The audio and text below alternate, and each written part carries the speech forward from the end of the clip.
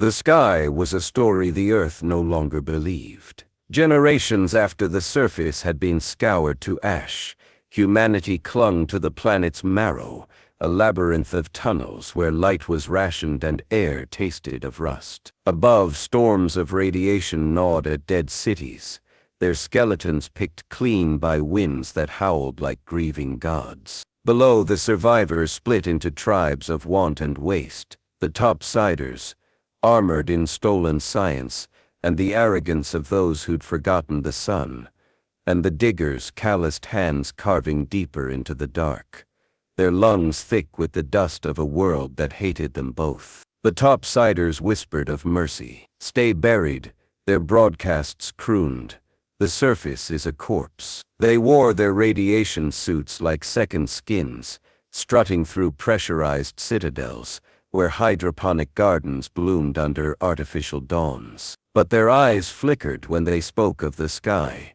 Too quick, too bright. The diggers knew lies when they heard them. They felt the truth in the tremors, the way the earth shuddered, not from dying, but from healing. They smuggled relics from the deep, seeds fused to stone, water that didn't reek of metal, whispers of a horizon stitched back together by time. But hope was a currency that burned holes in pockets, and the earth watched. It remembered the weight of forests, the kiss of rain. It coiled around the tunnels, patient as a serpent, as the diggers' drills bit too deep, and the Topsiders' bombs burrowed too close. Somewhere in the dark, a spark hissed, a rebellion, a reckoning, the first note of a dirge sung by both hunter and prey. The truth, as it often does, waited in the silence between breaths. What grows in the dark, after all, hungers most for light. Chapter 1. The air in the upper tiers tasted sterile, filtered through humming vents that scrubbed away the damp musk of the earth. Rynan Voss leaned against the ribbed metal wall of the elevator, its gears clanking as it descended into the gut of the world. The glassine panel of his radiation suit reflected the sickly green glow of bioluminescent lichen crawling along the shaft, a feeble mimicry of sunlight. He hated the way it clung to his skin, the way it reminded him that the sun had been dead for generations. Or so they said. Below, the digger tunnels yawned, a maze of jagged rock and flickering work lamps, their light swallowed by the throat of the deep. Rynan adjusted the grip on his pulse rifle, its weight familiar, a third limb grafted to his body, after years of hunting rebels. His orders were simple: infiltrate the lower shafts, crush the insurrection before their sabotage collapsed the tunnels, and buried everyone. Everyone. The word curdled in his mind. Topsider and digger, all suffocated under the same rubble. He wondered if it would feel like justice. The elevator shuddered to a halt, a hiss of pressurized air. Then the doors peeled open to a corridor choked with shadows. Rynan stepped into the dark, his helmet lamp carving a narrow path through the gloom. The walls here wept, moisture glinting like oil where it pooled in fissures. Somewhere in the distance, a drill whined, its teeth gnawing at the planet's bones. He moved silently, boots leaving no imprint on the damp stone. Seris Keth crouched in the belly of a gutted supply lift, her fingers dancing over the frayed wires of a detonator. The rebels called this place the womb, a hollowed-out chamber where the air hung thick with the iron tang of blood and rust. She didn't believe in poetry, but she understood utility. The lift's carcass was a map of Topsider arrogance, over-engineered hydraulics, biometric locks, all of it brittle under a digger's knife. Her hands were steady as she spliced the wires, her mind partitioning the chaos. 3 minutes until the patrol passes, 5 until the charges blow. She'd calculated the collapse to cripple the upper tunnels, a warning shot to the Topsiders. Let their precious elevators fracture. Let them feel the weight of the world they'd buried her people under. A sound, a boot scuffing grit. Seris froze. The patrol wasn't due yet. She palmed her vibroblade, its edge humming faintly. Shadows shifted beyond the lift's broken doors. Rynan found her in the dark. He'd followed the scent of ozone, the telltale sign of rebel tech. The woman knelt amid a nest of wires, her back to him, her hair shorn close to the scalp. A digger, but not like the others. No tremors in her hands, no frantic darting of the eyes. She moved with the precision of a surgeon. He leveled the rifle, hands where I can see them. She turned slowly, her face all angles in the lamplight. A scar split her left brow, pale against umber skin. Her eyes, cold, quartz gray, flicked to his weapon. "You're early," she said, as if he'd interrupted a meal. "Disarm the charges." "No." He stepped closer. "You'd bury your own people. We're already buried." Her voice was flat, devoid of fire. "You just don't know it yet." The detonator beeped. A red light blinked. 10 seconds. Rynan lunged, but she was faster. The vibroblade grazed his visor, spider webbing the glass. He slammed her against the wall, her breath hot on his face as the world erupted. The blast tore through the tunnel. Stone screamed, the ceiling buckling like rotten teeth. Rynan's helmet cracked, the suit's oxygen line hissing as he dragged the woman into a side shaft. Rubble rained down, sealing the passage behind them. Darkness swallowed them whole. Seris wrenched free, her blade pressed to his throat. "Your people," she spat, "just killed hundreds." He stilled. The accusation hung between them, sharp as the steel at his jugular. "I didn't order the strike." "No, you just follow." Her laugh was hollow. "How many times have you told yourself that?" The air tasted of dust and burnt wiring.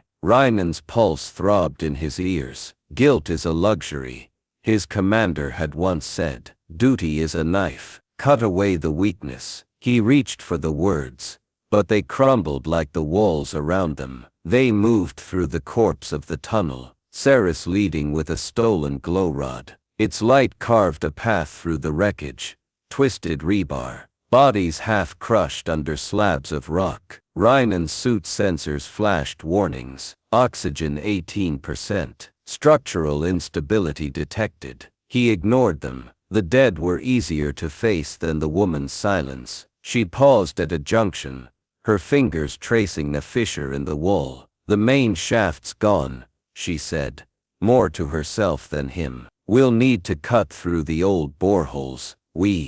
Her gaze flicked to him. "You want to live? Stay close." He followed, his mind gnawing at the word "we." Enforcer and insurgent, predator and prey. Yet here they were, two ghosts in a tomb, bound by the primal urge to claw toward daylight. The boreholes were arteries clogged with decay. Seris navigated them like a creature born underground, her body slipping through crevices. Rynan's armored frame could barely breach. He shed pieces of his suit as they climbed, first the cracked helmet, then the chest plate, until he was down to the body glove, sweat and grime sealing it to his skin. She never looked back, never checked if he followed. At a narrow pass, the rock groaned. Seris froze, her hand raised. "Don't breathe," she whispered. The ceiling shifted. A fine silt sifted down, glinting in the glow rod's light. Rynan pressed himself flat,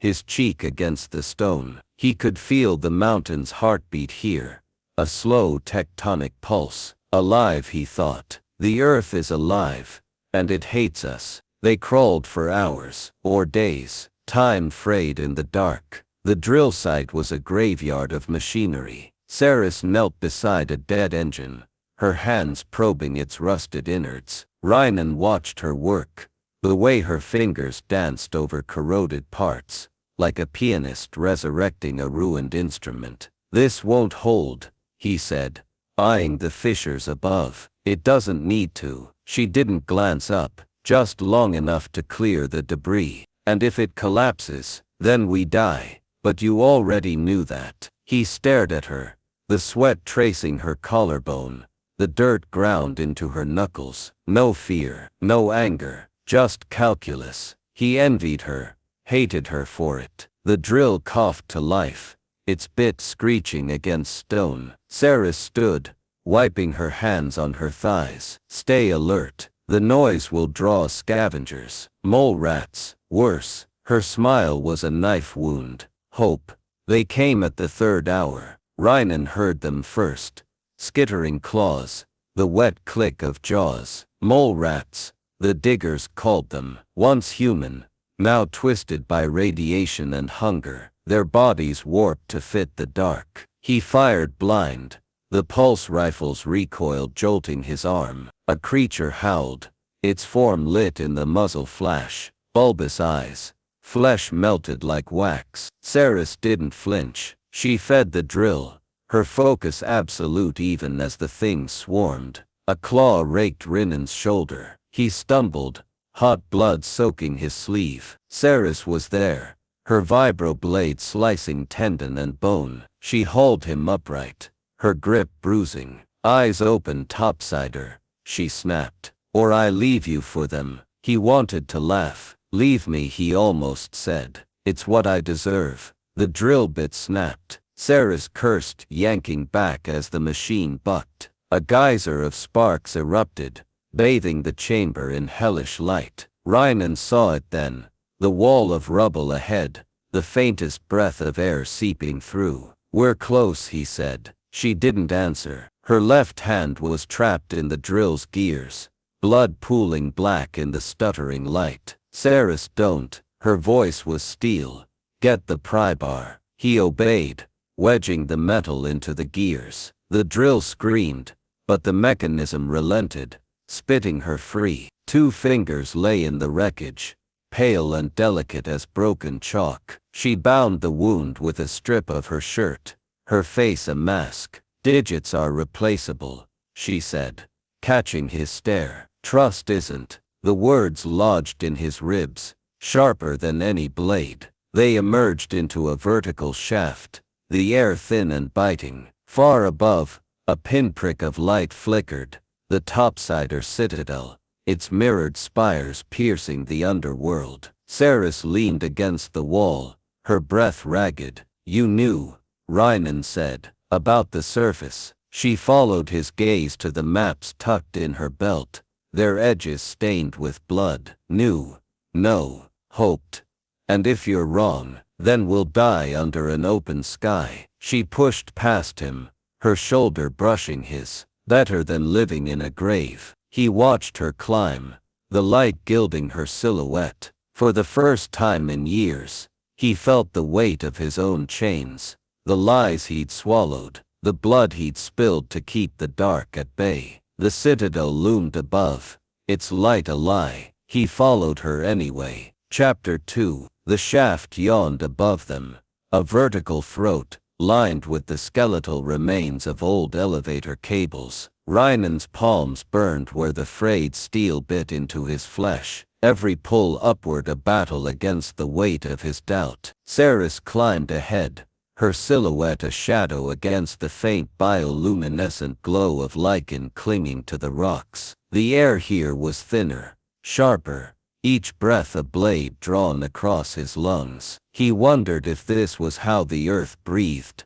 shallow, resentful, starved of light. They'd left the mole rats and their keening cries far below, but the silence here was worse. It pressed against Rynan's eardrums, a vacuum where his thoughts roared. Guilt is a luxury, duty is a knife. The mantra felt hollow now, its edge dulled by the woman climbing beside him. Seris moved like she was born to the dark, her body a blade slicing through the gloom. He envied her certainty, even as it unnerved him. A fissure split the shaft ahead, its edges weeping a viscous fluid that shimmered like liquid mercury. Seris paused, her fingers testing the substance. Coolant leak, she muttered, more to herself than him. Old Topsider piping, corroded, toxic. She glanced back, her eyes reflecting the poison's glow. Everything down here is. They skirted the leak, the fluid hissing where it met the rock. Rynan's mind drifted to the maps tucked in Seris's belt, their edges frayed from her grip. Hope, she'd called them. He'd seen hope before, in the eyes of rebels he'd executed, in the digger children scavenging scraps. It always died the same way, choked, buried, forgotten. The tunnel widened into a cavern strung with the carcasses of ancient machinery. Seris knelt beside a rusted generator, her hands coaxing life from its corpse. Rynan watched her, the way her breath fogged in the chill, the stiff set of her shoulders, where the wound from the drill still bled through her makeshift bandage. She hadn't complained, hadn't even winced. "Why show me the maps?" he asked. Her hands stilled.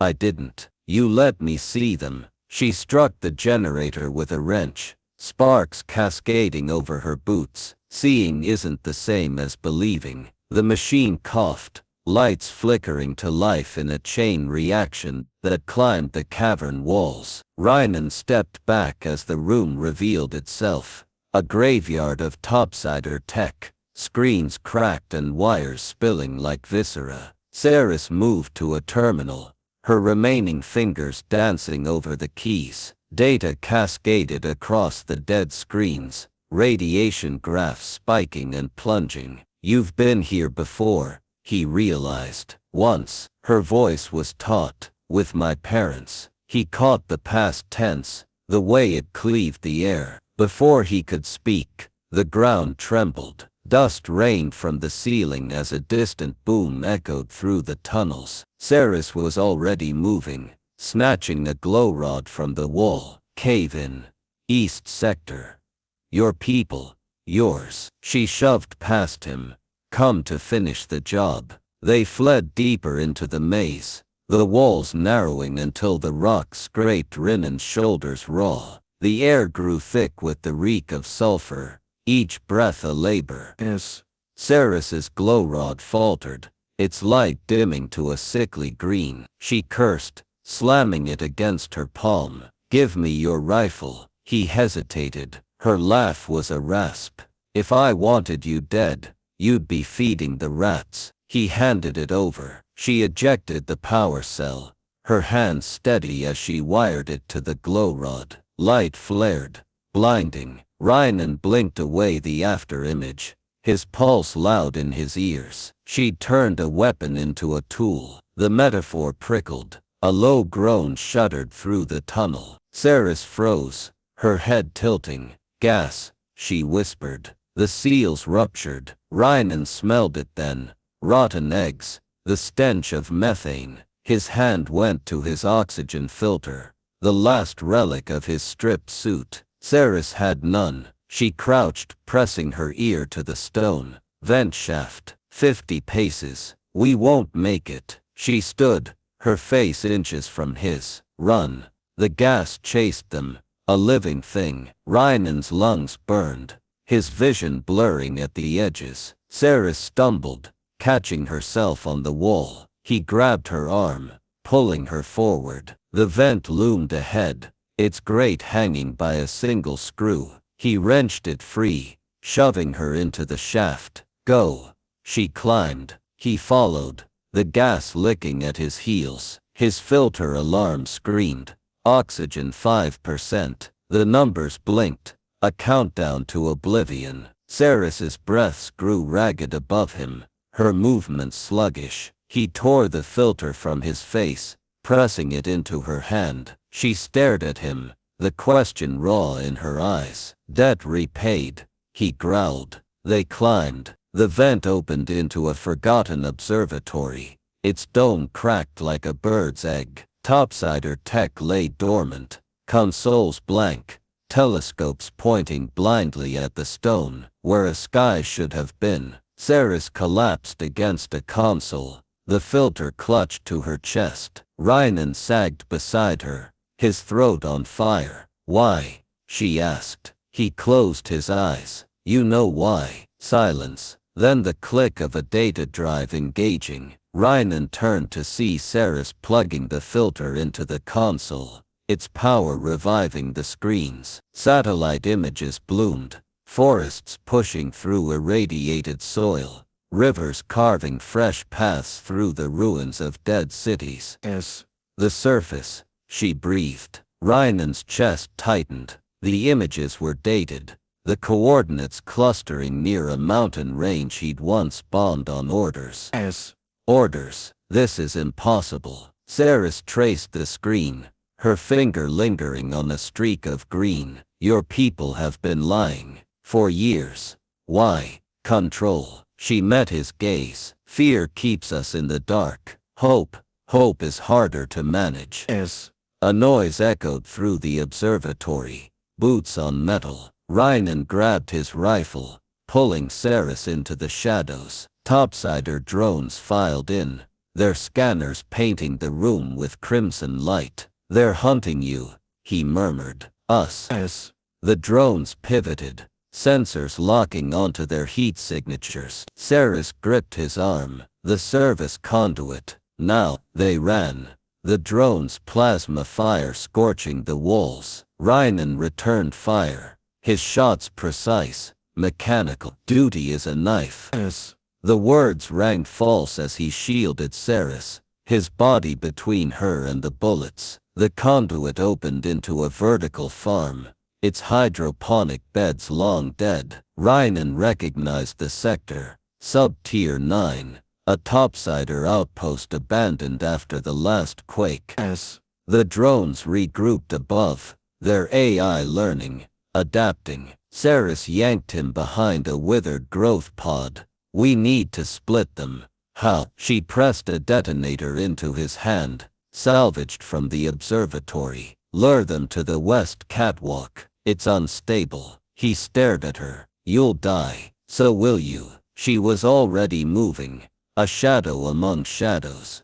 Choose. He chose. The catwalk groaned under his weight, rusted bolts shrieking. Rynan fired wildly, drawing the drones into the trap. Seris's detonator warmed in his palm. As He counted the seconds, the drones closing in. A shot grazed his thigh. He fell, the detonator slipping from his grasp. Seris lunged, snatching it mid-air. Her thumb slammed the trigger. The explosion shattered the catwalk, drones spiraling into the abyss. Rynan caught a support beam, his grip slipping. Seris's hand closed around his wrist, her muscles straining. Let go, he said.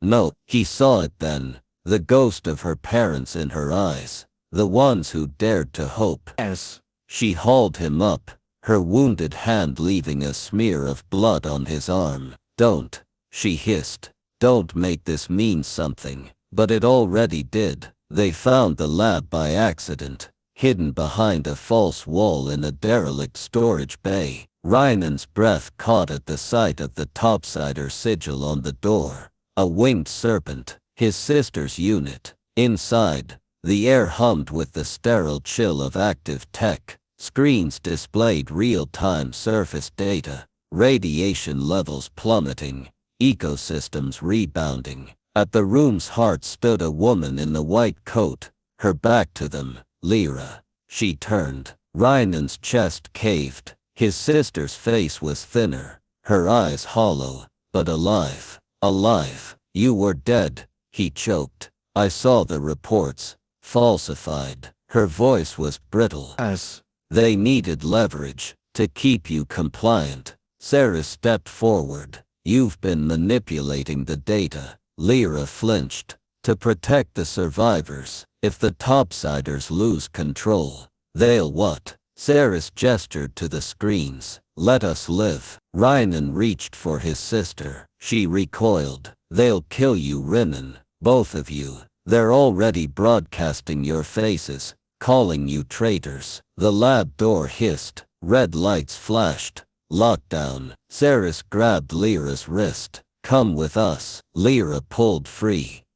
I can't. As They'll detonate the tunnels if the truth gets out. They'll do it anyway. Seris nodded to Rynan. Your choice. He looked at his sister, the ghost he'd mourned, the stranger she'd become. I'm sorry. Lyra pressed a data drive into his hand. Go. As They ran.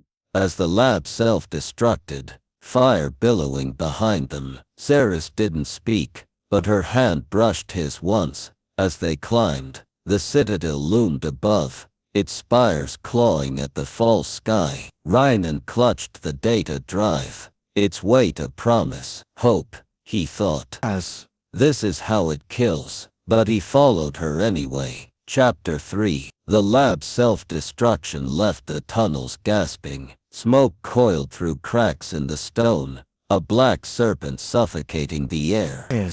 Rynan stumbled forward, the data drive clutched in his bleeding hand, its edges biting into his palm like teeth. Seris moved ahead, her silhouette fractured by the flicker of dying emergency lights. The walls here pulsed, alive with the tremors of distant detonations. Topsider charges, burying the truth one sector at a time. They navigated by instinct, the map of collapse written in the shutters beneath their feet. Rynan's lungs burned with every breath, each inhale a cocktail of ash and acid. He thought of Lyra's face, the way her eyes had mirrored his own when she'd shoved him toward survival. "You're good at following orders," she'd said once, years ago, when he joined the Enforcers. Now the words curdled. The data drive weighed more than his rifle ever had. Seris paused where the tunnel forked, her head tilted as if listening to the stone. The left passage exhaled a damp, earthy rot. The right hummed with the faint vibration of machinery. She chose the right. Rynan followed, his boots crunching over shattered glass that glittered like ice in the gloom. The air grew colder, sharp with the metallic tang of Topsider tech. A sign hung askew on the wall, its letters eroded. Central shaft, authorized personnel only. The shaft was a cathedral of ruin. Giant gears, rusted mid-turn, jutted from the walls like fossilized bones. Catwalks spiraled upward into darkness, their mesh grates sagging under the weight of decades. Seris crouched at the base, her fingers probing a control panel drowned in moss. Rynan stared upward, the void above yawning, hungry. Somewhere beyond that darkness was the Citadel's heart, and the broadcast array that could send the surface data screaming through every tunnel. "The lift's dead," Seris said, rising. Her voice echoed, a ghost in the cavernous space. "We climb." The first 100 meters were a mechanical gauntlet. Rynan's hand slipped on corroded rungs, the ladder groaning under his weight. Seris climbed like a machine, her body a study in economy, every motion precise. He envied her focus. His own mind fractured. Lyra's face, the mole rat's screams, the way Seris had gripped his wrist on the catwalk, her blood smearing his skin. "Don't make this mean something." A rung snapped. Rynan's stomach lurched as he caught himself, his boots scrabbling for purchase.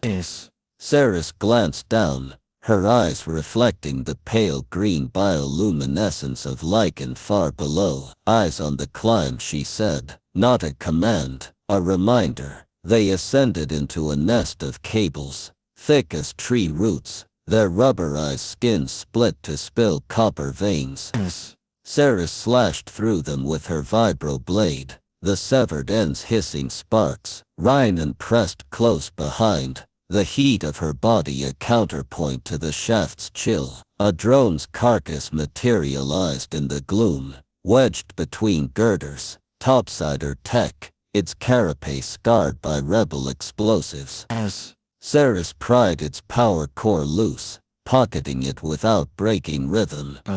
"You still think we'll make it?" Rynan asked, the words escaping before he could choke them. She didn't pause. "Does it matter?" He wanted to laugh, wanted to scream. Instead he climbed. The Citadel's underbelly was a tumor of steel. Pipes throbbed with superheated steam, their seams weeping. Seris pressed a palm to the metal, feeling for vibrations. "The purge charges," she muttered. "They're priming them." Rynan leaned against a bulkhead, his thigh wound seeping through the torn fabric of his body glove. The data drive pulsed in his hand. Lyra's final gift. Hope is how it kills, he'd thought. Now it was the only weapon left. They slipped through a service hatch into a corridor throbbing with red light. Alarms wailed. The sound a serrated knife. Seris moved toward the control nexus, her steps silent, but Rynan froze. A holographic bulletin flickered on the wall. His face, Seris's face, branded traitors in crimson glyphs. Beneath a countdown 0 hours 14 minutes and 23 seconds. They've accelerated the purge, Seris said, her voice flat. Rynan's throat tightened. 14 minutes to sever the threads of his old life. 14 minutes to burn the world that had made him. The control nexus was a hive of light and noise. Seris jacked the data drive into a console, her fingers flying. Rynan stood guard, his pulse rifle a dead weight. Footsteps echoed. Topsider enforcers, their visors glowing like insect eyes. He fired. The recoil a familiar song. Bodies fell. Seris didn't flinch. Done, she said, yanking the drive free. The broadcasts looping. They'll see the surface. Every screen. Every tunnel. The countdown blinked. 0 hours 7 minutes and 15 seconds. Now we run, she said. But the door sealed before they reached it. The pursed detonators were in the spire. A needle of alloy and arrogance piercing the mountain's crown. Seris led them through ventilation ducts, the metal scorching their palms. Rynan's vision blurred, sweat or blood stinging his eyes. They emerged onto a ledge, the wind screaming. Above the spire's apex glowed a false star. Below the abyss, Seris tied a cable around her waist, the other end secured to a girder. Together, she said, thrusting a grappling gun into his hands. The climb was a dance with gravity. Rynan's arm shook, his muscles screaming. Scaled the spire's skin, her body a shadow against the storm-green sky. Radiation suits littered the ledge, discarded topsider husks. Their filters cracked. Rynan thought of the diggers, of Seris's parents, of all the ghosts between them. They reached the detonator array, as the countdown bled its final minutes. Seris tore open the panel, her vibro blade shorting the locks. Rynan stood at her back, firing at enforcers, swarming the ledge. Almost. Seris's voice frayed. A shot struck her shoulder. She fell against the panel, blood blooming. Rynan hauled her upright, his hand over hers on the blade. Together they severed the last wire. The detonators died. The enforcers kept coming. The spire trembled, its foundations crumbling. Rynan shoved Seris toward the cable. She hesitated. I'll follow. A lie. The ledge fractured. Rynan slid, his fingers clawing at the metal. Seris lunged, her hand closing around his wrist. The cable groaned, fraying. Let go, he said. No, he saw it then. The girl who'd lost her parents to the lie. The woman who'd clawed through the dark. The weight of her grip. The anchor he didn't deserve. He reached. The surface was a fist of light. Rynan crawled from the rubble, his ribs a symphony of fractures. Seris lay nearby, her chest rising in shallow hitches. The sky hung above them, bruised and bleeding dawn. He rolled onto his back, the grass beneath him whispering. Alive. Seris sat up, her gaze on the horizon. Verdant hills swelled where cities had been, rivers threading the land like veins. The air smelled of rain and rot and green, growing things. You're a terrible digger, she said, her voice raw. He laughed, the sound breaking into a cough. And you're a worse tops. She offered her hand. He took it. They stood under the healing sky, two ghosts in a world reborn. The tunnels collapsed behind them, a tomb for the lives they'd buried. In the distance a bird sang.